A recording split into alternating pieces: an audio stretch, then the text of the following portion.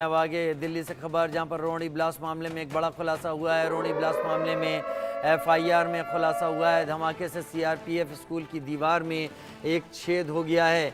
मौके से भारी मात्रा में सफ़ेद पाउडर मिला है। धमाके से कई दुकान और गाड़ियों के शीशे तक टूटे। पीसीआर कॉल करने वाले शख्स से भी पूछताछ की जा रही है। एक्सप्लोजिव एक्ट के तहत अज्ञात लोगों पर एफआईआर की जा रही है। कल करीब 7:40 पर सुबह ये धमाका हुआ था। सबसे अच्छी बात ये थी कि कल रविवार का दिन था। इस स्कूल के आसपास चहलकदमी नहीं थी। लोग ज़्यादातर अपने घर पर थे, बच्चे अपने घरों पर थे। क्या ये किसी बड़ी साजिश की तैयारी का संकेत है? क्या ये दिल्ली पुलिस को चैलेंज करने की नीयत से की गई कोशिश है कि जहां पर दिल्ली पुलिस को ये बताया गया हो कि देखो हम धमाका करके दिखा सकते हैं, और एक ऐसे दिन धमाका करके दिखा सकते हैं जब यहाँ पर छुट्टी का माहौल हो, तो हम उस दिन भी ये काम कर सकते हैं जब छुट्टी ना हो। और दिल्ली पुलिस ने इसे चैलेंज की तरह ही लिया है। इसकी जांच पूरी तेज़ी के साथ दिल्ली पुलिस कर रही है। बहुत सारे लूप होल्स यहाँ पर तलाश लिए गए हैं। पाए हुए सफ़ेद पाउडर का केमिकल एनालिसिस हो रहा है। आसपास के सीसीटीवी कैमरे खंगाले जा रहे हैं और उनसे उन लोगों पर ज़ीरो इन किया जा रहा है जो इसके पीछे शामिल हो सकते हैं। साथ ही इस इलाके में एक्टिव मोबाइल फ़ोनों को देखा जा रहा है, उनकी कॉल रिकॉर्डिंग को समझा जा रहा है और उसके ज़रिए पता करने की कोशिश की जा रही है कि कौन से ऐसे फ़ोन कॉल हैं, कौन से ऐसे फ़ोन नंबर हैं जिनको सस्पेक्ट के तौर पर, जिनको और ज़्यादा खंगालने की ज़रूरत है। क्या पता उन फ़ोन कॉल से जुड़े हुए जो फ़ोन नंबर हों, उनके संपर्क उन लोगों से हों जिनका काम दिल्ली को दहलाना है या दिल्ली में दहशत फैलाना है।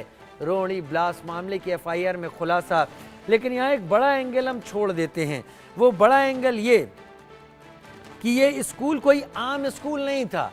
ये सेंट्रल रिजर्व पुलिस फोर्स का स्कूल था जो देश में अलग अलग जगहों पर सुरक्षा की जिम्मेदारी लेती है, और उस स्कूल के उन लोगों के कर्मियों के बच्चे यहाँ पर पढ़ते हैं। यानी अगर ये हमला उन बच्चों के ऊपर होता और भगवान न करे कि स्थिति में कोई अप्रिय घटना सामने आती, तो सीधा दबाव सीआरपीएफ और उससे जुड़े हुए कर्मियों पर डालने की प्लानिंग थी। एक बड़ी तैयारी थी दहशत को आगे तक फैलाने की। लेकिन ज़्यादा वक्त नहीं लगेगा, क्योंकि जब जांच साइंटिफिक तरीके से हो रही है तो उस शख्स तक ज़रूर पहुंचेंगे जो शख्स इस पूरे मामले में ज़िम्मेदार हो सकता है। लेकिन इतना ही नहीं, जो चीज़ें हम आपको दिखा रहे हैं इतना ही नहीं, इसके अलावा भी बहुत कुछ चीज़ें सामने आई हैं जिसमें रोहिणी धमाके की एफआईआर है, उसको पढ़ने के बाद बहुत कुछ चीज़ें साफ हो जाती हैं। रोहिणी धमाके की एफआईआर अगर पढ़ें तो उसमें यह लिखा है कि धमाका इतना ज़ोरदार था कि स्कूल की दीवार में बड़ा सुराख हो गया, एक बड़ा धुएं का गुबार देखा गया, दुकानों के window glass, sign board damage हो गए। मेरे साथ जावेद इस वक्त जुड़े हुए हैं, जिसने पीसीआर को कॉल किया उससे भी पुलिस पूछताछ कर रही, कैसे चीज़ें पता चली। लेकिन जावेद, धमाका सुबह 7:40 पर हुआ, सीआरपीएफ के स्कूल पर किया गया, इसके भी कई मायने हैं। संडे के दिन किया गया, इसके भी कई मायने हैं। ये इशारा देने की कोशिश है कि हम उस दिन हमला करके आपको चेता सकते हैं, जिस दिन यहाँ कोई नहीं है, तो तब हमला करेंगे जब यहाँ लोग और बच्चे होंगे तो क्या होगा। सुना है एक टेलीग्राम एप्लीकेशन भी जांच के दायरे में है। विस्तार से बताएं जावेद, दिल्ली पुलिस के हाथ क्या लग रहा है और कितना गंभीर जांच हो रही है? राजीव, देखिए, सबसे पहले मैं आपको बता दूं कि रविवार के दिन जिस तरीके से सीआरपीएफ के स्कूल के बाउंड्री वॉल को टारगेट किया गया और इसी के पास जो पेड़ है उस पेड़ के पास ही इस बम को रखा गया, वहां पे प्लांट किया गया, जिसके बाद ये धमाका हुआ। सीसीटीवी फुटेज में साफ देख सकते हैं कि धमाका कितना जोरदार हुआ। लेकिन अंदाजा लगाइए कि आखिर इसके पीछे की वजह क्या है। अगर यही स्कूल अगर सोमवार के दिन अगर ऐसा होता तो कितना बड़ा नुकसान होता। तो इसके पीछे क्या कोई एक मैसेज देना है या इसके पीछे की वजह क्या है, ये इसलिए थोड़ा सा साफ हो पाता है क्योंकि अभी कल ही इस जांच के बाद जिस तरीके से पूरा ब्लास्ट का मामला सामने आया, उसके महज कुछ घंटों बाद ही राजीव, जस्टिस लीग जो इंडिया एक टेलीग्राफ चैनल है, उस पर इस तरीके के इस तरह का जो धमाके का जो सीसीटीवी फुटेज है उसको उसके बाद खालिस्तान को लेकर कंटेंट डाला गया। उसके बाद यही जो पूरा एक मैसेज था, ये पाकिस्तान के कुछ जो टेलीग्राफ चैनल्स है उस पर सर्कुलेट किया गया और उसमें कहीं ना कहीं जो खालिस्तान को लेकर आईईडी अटैक से लेकर ये उसमें लिखा गया है खालिस्तानी समर्थकों की तरफ से, कि जिसमें ये कहा गया कि अगर हम हमारे बेकसूर और जो लोग बिल्कुल मासूम है, इस तरीके का कंटेंट है कि अगर उनको आप लोग निशाना बना रहे, मार रहे, तो आप अंदाजा लगाइए कि हम कहां तक पहुंचे हुए हैं और हम क्या कर सकते हैं, ये गलती ना करें। कुछ इस तरीके का पूरा एक ये भाषा लिखा गया उस मैसेज में, जो पूरी तरीके से सर्कुलेट हो रहा है। हालांकि इसको जो एजेंसीज हैं और दिल्ली पुलिस टेरर यूनिट है, वे इसको एक प्रोपोगेंडा समझ रही, लेकिन इस पूरे मामले की भी जांच की जा रही है।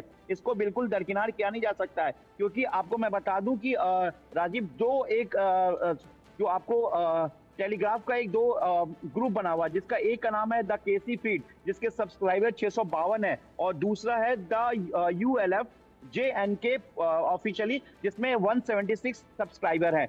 और शाम में मतलब 7:40 के ब्लास्ट के बाद तकरीबन 7 से 8 घंटे बाद ही ये ग्रुप एक्टिव हो जाता है। इसमें ये सीसीटीवी फुटेज और लगातार खालिस्तान जिंदाबाद और खालिस्तान के समर्थकों को, एजेंसीज ये मान रही है इनिशियल कि इसके पीछे ISI का रोल हो सकता है राजीव, क्योंकि कई ऐसे प्रतिबंधित संगठन हैं, BKI बब्बर खालसा इंटरनेशनल, जो इस वक्त पाकिस्तान में बैठा हुआ है।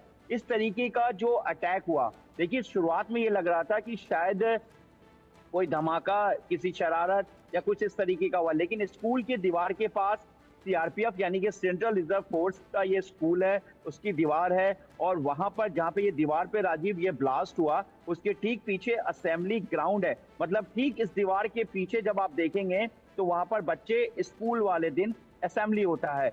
अब अंदाजा लगे कि इस तरीके के टारगेट को देने का मकसद क्या है। और दूसरी तरफ टेलीग्राफ चैट, जो कि एजेंसीज ने इस चैट को खुलासा किया, उनके रडार में ये चैट आया है कि उसमें साफ लिखा जा रहा है कि हम, अगर आप ये समझ रहे हैं कि हम नहीं हैं, तो हम आपके पहुंच तक हैं और हम कहीं भी पहुंच सकते हैं।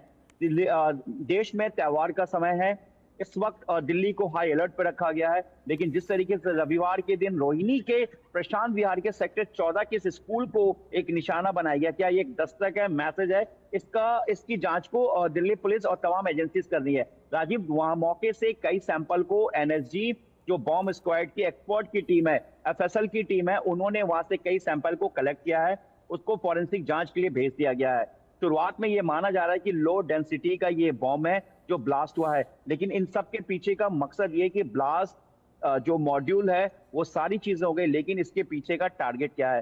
क्या इस तरीके का मॉड्यूल क्या आने वाले वक्त को लेकर एक दस्तक दिया जा रहा है? अब इसकी जांच की जा रही है। जिस तरीके से CCTV फुटेज को पाकिस्तान के टेलीग्राफ से लेकर हिंदुस्तान के कई बड़े दो टेलीग्राफ जो इस वक्त पाकिस्तान से कनेक्ट है। और राजीव, एक चीज और बता दूं कि कल जो टेलीग्राफ, जो फोटोज, स्क्रीनशॉट्स और ये एजेंसीज और दिल्ली पुलिस के रडार पे आया है, इसमें वो चैनल्स है जो कश्मीर में, जम्मू कश्मीर में होने वाले जो आतंकी एक्टिविटीज होती हैं, उसको उन टेलीग्राफ चैनल्स पर अपलोड किया जाता है इंफॉर्मेशन पे। वैसे तो टेलीग्राम को लेकर ही, टेलीग्राम ऐप को लेकर ही बहुत सारे सवाल हैं, और भारत में नहीं विदेशों में भी सवाल हैं कि इसका किस तरीके से बेजा फायदा उठाया जा रहा है। हो सकता है सरकार इस पर कोई कड़ा रुख अपनाए, लेकिन अगर जस्टिस लीग टेलीग्राम चैनल इस तरीके की जिम्मेदारी लेता है तो जाहिर बात है टेलीग्राम से चीजें मांगी जाएंगी। ना देने की सूरत में टेलीग्राम भी कार्रवाई के दायरे में जरूर आएगा। बहुत शुक्रिया,